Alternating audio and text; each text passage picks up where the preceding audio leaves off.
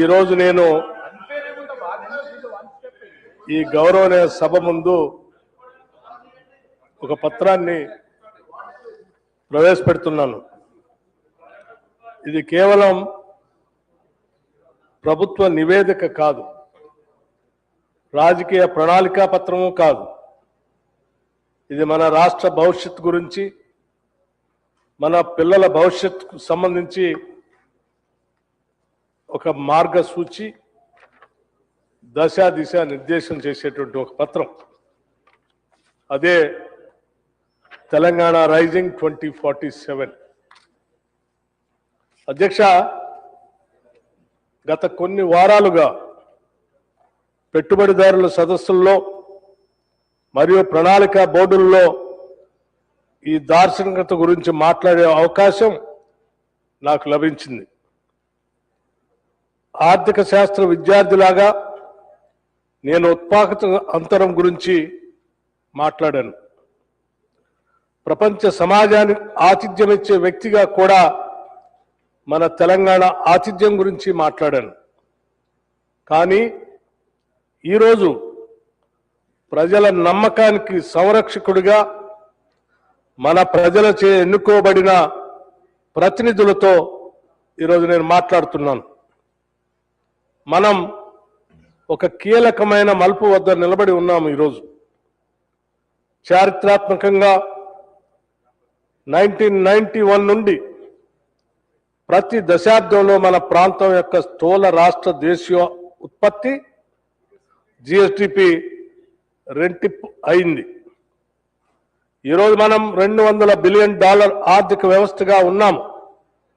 కానీ నన్ను వెంటాడుతున్న మరియు ఈ సభలోని ప్రతి సభ్యుడిని వెంటాడాల్సిన ప్రశ్న ఏమిటంటే, తర్వాత ఏం జరుగుతుంది?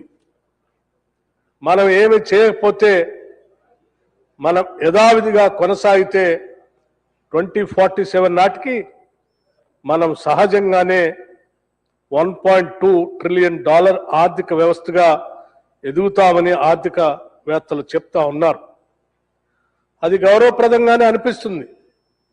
కానీ ఈ రాష్ట్రంలోని ప్రతి రైతుని, ప్రతి దళితుడిని, ప్రతి గిరిజనుని, ప్రతి మహిళని, ప్రతి పౌరుల్ని శ్రేయస్సులోకి తీసుకొని రావటానికి అది సరిపోదు. ఆ $1.2 ట్రిలియన్ సహజ వృద్ధికి మరియు మనం ఆశించే $3 ట్రిలియన్ గమ్యానికి మధ్య ఉన్న అంతరాన్ని పూడ్చడానికి మనం గతం నుండి ఒక నిర్మాణాత్మక విరామం అవసరం. ఈ పత్రం ఆ విరామం యొక్క విధానాలని వివరిస్తుంది. ఆశయం యొక్క గణితం సార్, ఈ దార్శనికత స్థూల వృద్ధి నమూనా యొక్క కఠినమైన సూత్రాలపై ఆధారపడి ఉంది. ఈ లక్ష్యాన్ని సాధించడానికి మనం కేవలం ఎక్కువ మంది కార్మికులను చేర్చితే సరిపోదనేది చెప్తుంది. మనకు ఒక ఉత్పాదకత షాక్ అవసరం. మేము ఒక కఠినమైన లక్ష్యాన్ని నిర్దేశించుకున్నాం. మా పెట్టుబడి రేటుని జిఎస్టిపిలో 52%కి పెంచటమే దాని లక్ష్యం. దీనికోసం మనం మూలధనాన్ని నియంత్రించే రాష్ట్రం నుండి దానిని ఉత్ప్రేరకపరిచే రాష్ట్రంగా మారాలి.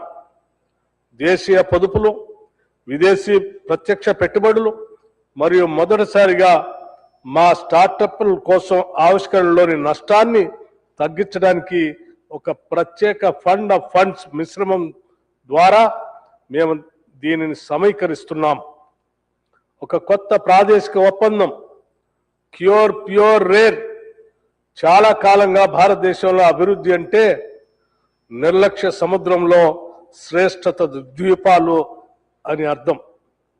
హైదరాబాద్ అభివృద్ధి చెందుతుండగా మారుమూల జిల్లాలు పైనుండి కిందికి వచ్చే ఆర్థిక ప్రయోజనాల కోసం ఎదురు చూడటం మనం చూస్తూ ఉన్నాం. ఈ పత్రం ఆ నమూనాను మార్పు చేస్తుందని చెప్పడానికి సంతోషిస్తా ఉన్నాను. మేము రాష్ట్రానికి క్రొత్త ప్రాదేశిక భౌగోళిక శాస్త్రాన్ని పరిచయం చేస్తున్నాం. Core urban region economy ORR లోపల మేము నికర జీరో సేవల ఆధారిత మహానగరాన్ని నిర్మిస్తాం. Pure peri urban region economy ORR మరియు రీజనల్ రింగ్ రోడ్ మధ్య మేము తయారీ ఇంజిన్ని నిర్మిస్తాం. ఇక్కడే కర్మాగారాలు, లాజిస్టిక్స్ హబ్లు మరియు బ్లూ కాలర్ ఉద్యోగాలు వృద్ధి చెందుతాయి. ఇక్కడ దాదాపు 30,000 ఎకరాల అద్భుతమైన భారత్ ఫ్యూచర్ సిటీ, ఇది ఆర్టిఫిషియల్ ఇంటెలిజెన్స్ నగరం మరియు ఆరోగ్య నగరాన్ని కలిగి ఉంటుంది. Rare rural agri reason economy regional ring road దాటి వ్యవసాయాన్ని జీవనాధార కార్యకలాపంగా పరిగణించడం మానేస్తాం. మేము దానిని అధిక విలువైన బయో ఎకానమీగా పరిగణిస్తాం. ఆహార ప్రాసెసింగ్ మరియు పర్యావరణ పర్యాటక రంగంపై దృష్టి సారిస్తాం. మా వాగ్దానం చాలా సులభం. తెలంగాణలో ఎక్కడ ఒక బిడ్డ జన్మించినా అవి ప్రపంచ ఆర్థిక కేంద్రానికి కేవలం 180 నిమిషాల్లోపు ఉండేటట్టుగా ఉంటాయి.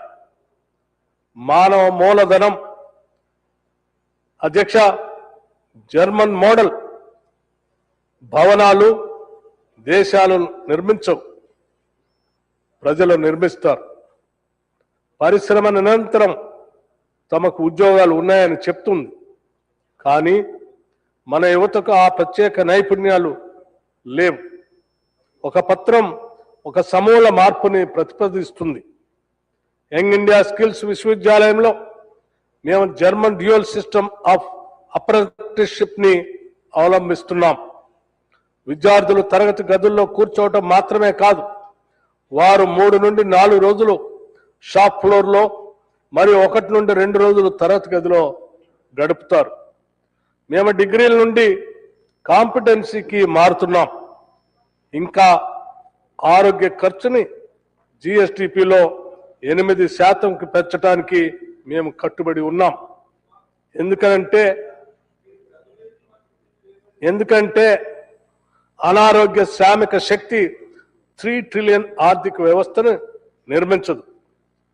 సమ్మిళిత సంపద 1 కోటి మహిళా కోటేశ్వర్లు. చివరగా సార్ అధ్యక్ష, ఈక్విటీ లేకుండా వృద్ధి కేవలం ద్రవ్యోల్బణం. ఈ పత్రం యొక్క గుండె 1 కోటి మహిళా కోటేశ్వరుల్ని చొరవ చేసుకొని ముందుకు తీసుకొని పోవటమే మా అందరి లక్ష్యం. మేము స్వయం సహాయక బృందాలకు రుణాలు ఇవ్వటం మాత్రమే కాదు, మేము వాటిని కార్పొరేట్ సంస్థలుగా మారుస్తున్నాం. వారికి వ్యక్తిగత క్రెడిట్ స్కోర్లను అందించడానికి మేము వారి తిరిగి చెల్లింపు చరిత్రను డిజిటలైజ్ చేస్తున్నాం. మారుమూల గ్రామాల్లోని ఒక మహిళ బంజారాహిల్స్లో కానీ జూబ్లీహిల్స్లో కానీ వ్యాపారవేత్తలాగా మూలధనాన్ని పొందేందుకు వీలు కల్పిస్తుంది. సబ్సిడీ ద్వారా కాకుండా ఎంటర్ప్రైజ్ ద్వారా 1 కోటి మంది మహిళలు లక్షాధికారులు కోటేశ్వరులు కావాలని మేము కోరుకుంటున్నాం. అధ్యక్ష, ఈ పత్రాన్ని చర్చించడానికి ప్రతిపక్ష సభ్యులను మరియు నా సహచరులను నేను ఆహ్వానిస్తున్నాను. దీనిని చదవండి, విశ్లేషించండి, చర్చించండి మరియు విలువైన సూచనలు కూడా ఇవ్వండి. నేను శిఖరాగ్ర సమావేశంలో చెప్పినట్లుగా ఇది ఒక స్థిరమైన ప్రభుత్వ ఉత్తర్వు కాదు, ఇది ఒక సజీవ వేదిక. 2014లో శ్రీమతి సోనియా గాంధీ గారి మార్గదర్శకత్వంలో మనం రాజకీయ తెలంగాణ కలను సాకారం చేసుకున్నాం. 2024లో సంపన్న తెలంగాణ కోసం మనం ఒప్పందంపై సంతకం చేద్దాం. అందుకే గౌరవ సభ్యులందరికీ ఒక విజ్ఞప్తి చేస్తా ఉన్నాను. ఈ తెలంగాణ రైజింగ్ 2047 అనేటువంటి డాక్యుమెంట్ ఈ రాష్ట్ర భవిష్యత్తుకి, మన పిల్లల భవిష్యత్తుకి, ఈ దేశానికి కూడా అతి ముఖ్యమైనది.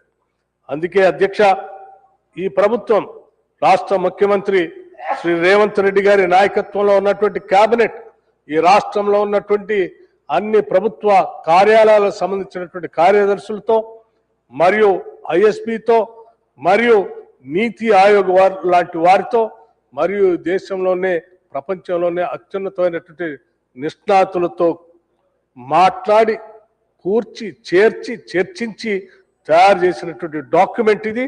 కాబట్టి దయచేసి మీరందరూ దీనిపైన దృష్టి సారించి దీనిపైన తగు సూచనలు సలహాలు ఇవ్వవలసిందిగా విజ్ఞప్తి చేస్తా ఉన్నాను. గౌరవ సభ్యులు, నేను చెప్పేది మాకిచ్చిన కాగితానికి చాలా తేడా ఉందని చెప్పారు. అధ్యక్ష, నేను మీకు ఇచ్చింది మొత్తం డాక్యుమెంట్ ఇచ్చాను. నేను కేవలం ఎయిమ్స్ అండ్ ఆబ్జెక్టివ్స్ మాత్రమే చదివి వినిపిస్తా ఉన్నాను. దయచేసి మీ దగ్గర నా దగ్గర కంటే ఎక్కువ సమాచారం ఉంది. దయచేసి దాన్ని పూర్తిగా విశ్లేషించవలసిందిగా విజ్ఞప్తి చేస్తా ఉన్నాను. అందరూ మాట్లాడిన తర్వాత తప్పనిసరిగా ఈ 2 అంశాలపైన తిరిగి మీ అందరి ప్రశ్నలకి సమాధానం ఇవ్వటానికి సిద్ధంగా